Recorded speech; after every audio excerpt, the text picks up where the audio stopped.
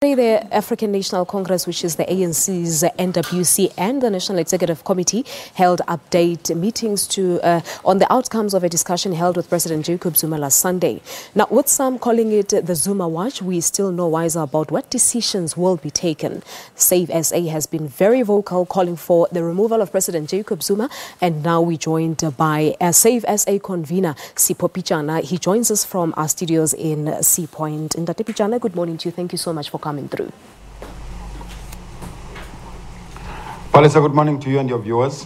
Thank you so much indeed. Save SA has long been asking the president to step down or to vacate his office. It seems like it's not an easy one, not even for the ANC to do it.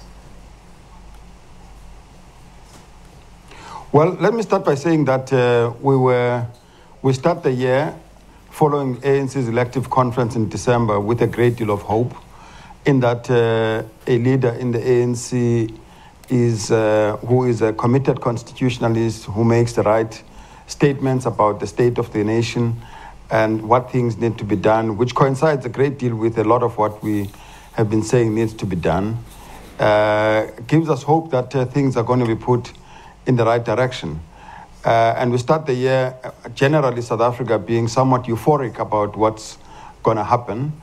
And clearly the moves by law enforcement agencies in the start of the year that showed signs that there was a clampdown on corruption and corrupt activities increases that hope. But there's been a gross political mismanagement of a very important aspect of this, which is that President Jacob Zuma has to step down, and that there have to be very important, significant changes that happen in government. And that doesn't happen because ANC is divided, is dithering, and seems to be thoroughly undecisive in acting on this matter. But why do you think the president does not want to step down? Well, first of all, it's not a presidency of a country is not at the whims of an individual. We are told that the center of power is the ANC. Unfortunately, the center of power in a constitutional democracy actually is government, because that's where the constitutional powers are vested to take various decisions. Secondly, this idea that of personalizing this issue in the way that the president of the ANC has been doing, that we're not going to humiliate President Zuma and that we're going to engage with him, is putting the interest of an individual ahead of the interest of the country. The fact of the matter is that where we are in a quagmire and a crisis because of incompetence on the part of the president and because of his association with state capture and his sponsorship of gross corruption in the state system. So as we welcome the changes that are happening in Eskom, for an example, with the leadership there, you must ask the question, if you think that it is right to change the leadership of Eskom, why are you not removing the minister in charge of that of state-owned enterprises? Because Eskom is not the only one in crisis.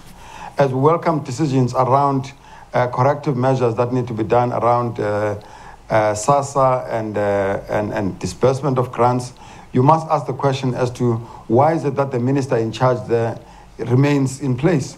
And ANC, having changed its leadership, has reduced itself to a powerful lobby group to the extent that it has not removed the main problem with the politics of this country, which is the president who has surrounded himself with a group of cabinet, some of the cabinet ministers who are incompetent, who are corrupt, who are part of the state capture project.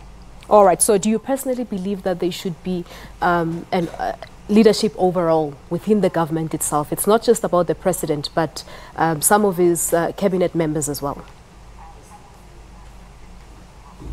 Nothing short of that will assure the markets, will assure the country, will assure those who are affected by all of what is happening that we are on a course that the ANC is suggesting that we are on.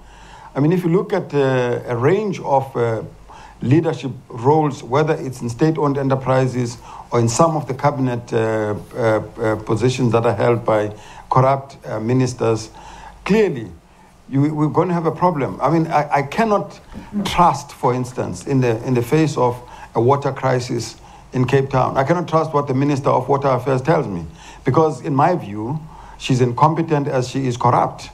So you need to clean government of a leadership that is shady and return integrity, not only to government, but to institutions of government generally. And now you make mention of Eskom. We know that Pityana, that yesterday it was announced that the Public Investment Corporation will be providing 5 billion rands to Eskom. This, of course, against the wishes of the Public Service Association. What are your thoughts on this? Well, you know, this is putting icing sugar on a rotten cake and hope that it will come right. The fact of the matter is that if you take money and keep throwing at Eskom, you're taking good money and throwing it after bad.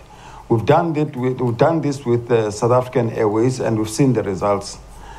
There are thoroughgoing changes that need to happen at Eskom, and those must be pursued. And the reason why Eskom is struggling to get money from open markets and is resorting to using money of the of public service pensioners, which include me, by the way, is because it is not an attractive place to place private sector money that it used to attract in the previous days.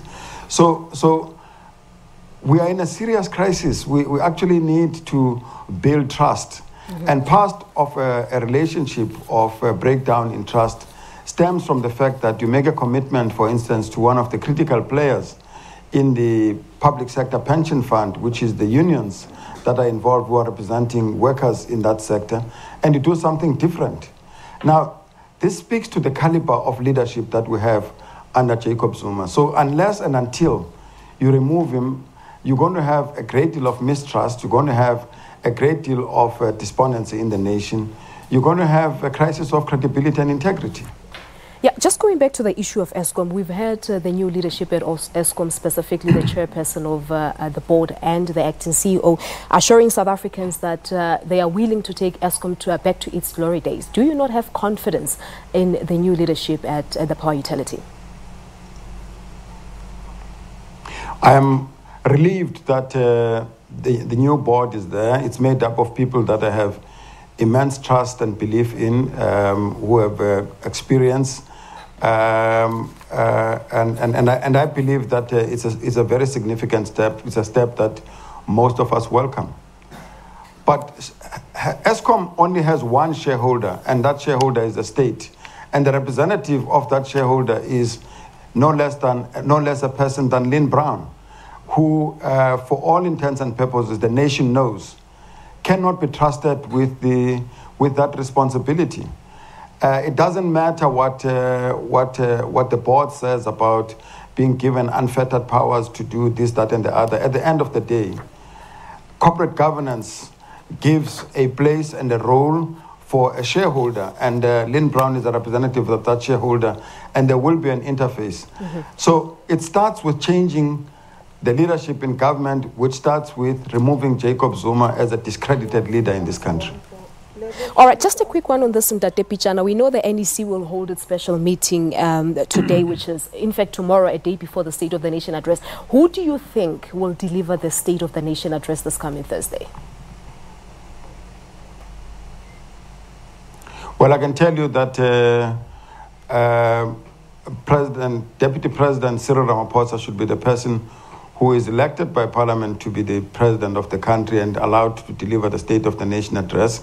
He said the right things, and we've seen action. And I believe that if the current president delivers the State of the Nation address, it is not worth a bother, because nobody is going to believe what he says. Nobody will believe that he's going to execute anything that he says. It will be just a damn squib. It just doesn't make sense to commit that you're going to deal with corruption, you're going to deal with state capture, you're going to deal with all of these things, and ask the person who has plunged us into this crisis and mess to do that, because then you know that it's empty promises. It's not, none of it is meant, none of it is worthy of being believed by anybody. All right, we'll leave it at that. Thank you so much for coming through. Sipho Pityana is a Save SA convener, talking to us about the current developments here in South Africa, of course, and their take as Save SA. As you know, that they've been calling for the president to step down. We're taking a quick